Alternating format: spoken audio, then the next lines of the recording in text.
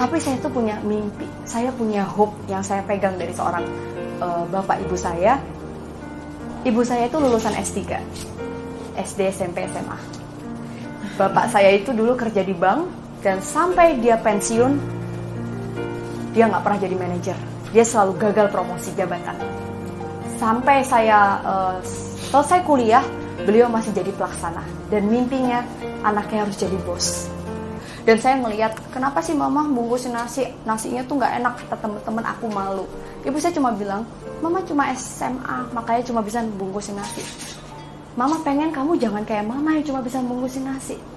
Kamu harus lebih dari mama. Kamu harus bisa sekolah. Kayak kamu bilang, kenapa temen-temennya mamanya S2, S3, mama kamu cuma SMA. Kamu harus jadi orang tua yang ditulis sama anaknya. Itu yang dia bilang dari saya kecil. Ada satu kejadian yang mengubah saya, dan ketika saya lihat, setiap orang tuh pasti punya trigger yang mungkin kalau digali lagi, trauma-trauma itu ada, yang intinya menggerakkan kita untuk melakukan suatu double effort. Ibu saya itu semua dilakuin sampai akhirnya dia sempat jadi kepala proyek, jadi mandor, dipercaya, dia nekat ngambil bisnis, pinjam utangan bank, properti juga, tapi kecil-kecilan, bangun rumah satu dijual gitu-gitu, ternyata ketipu sama rekan bisnisnya. Udah di saat itu Pak, uang pinjaman dibawa kabur. Kebetulan yang nipu namanya Pak Soleh, sayangnya dia nggak soleh. Saya tahu nih, perjalanan bisnis itu pasti ada ya Pak, ditipu orang gitu. Makanya saya tuh hari ini APDC ada nih yang mau jadi investor. Enggak, saya harus berdiri sendiri. Mau saya nggak gajian nggak apa-apa, tapi saya udah nggak bisa percaya sama orang. Karena ibu saya ditipu dan saya ngeliat banget, ibu saya tuh sebagai salah satu pemilik perusahaan di situ di akte PT-nya, ternyata abal CV, tapi abal-abal. Ibu saya diperkarakan karena si Pak Soleh ini nipu banyak orang lain Pak. Kurang ajar banget tuh Pak Soleh. Dan saya cuma inget, bapak saya cuma bilang gini, bapak saya ngambil pensiun dini dari bank, belum sempat naik jabatan, dia bilang, papa ngambil pensiun dini biar dapat pesangon buat bayar utang ibu kamu. Dan dia bilang, kemarin rezeki kita 1 liter dikumpulin, ibu saya nangis minta maaf, bapak saya cuma bilang, 1 liter ini tumpah karena Allah pengen kita rezekinya cuma setengah liter. Insya Allah lebih berkah, papa mulai dari nol.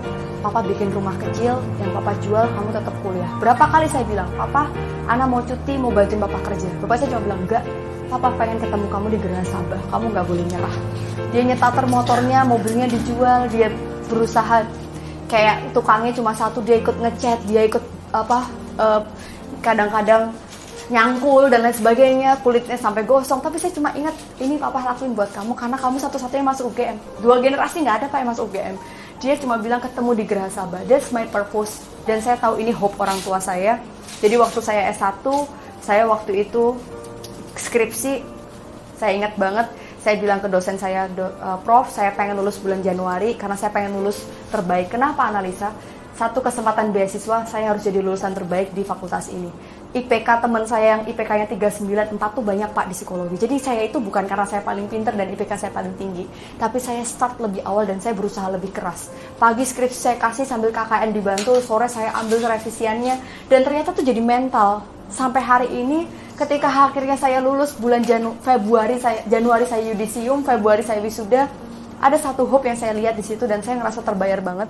Bapak saya berdiri di sayap kanan, dia melambaikan tangan ketika saya dapat penghargaan dari Pak Rektor. Bukan masalah prestasi, tapi saya lihat, that's my personal reason. Seolah dia bilang thank you. Anaknya sebagai lulusan terbaik mewakili 1.800 dari Fakultas Psikologi UGM.